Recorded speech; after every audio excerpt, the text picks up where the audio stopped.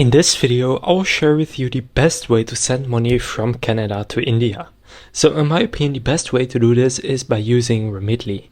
Remitly is super easy, they have low fees, and creating your account will only take a few minutes. Now I'll leave a link to this specific page down in the description, where you will get $15 off and this special rate on your first transfer when you send at least $300. So if you want to get this $15 discount, you can sign up through the link down in the description.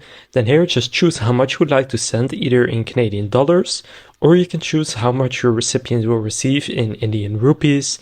And by the way, if it isn't set to Canadian dollars and Indian rupees for you automatically, then in the top left you can simply click on the drop down, select Canada right here, and here select India.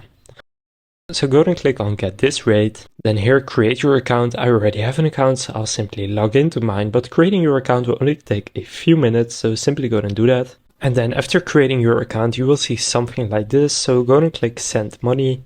Then here choose how much you would like to send. For example, for me it is in euro, but I can do 50 euros. Then I can see how many Indian rupees my recipient will receive, and I can click continue.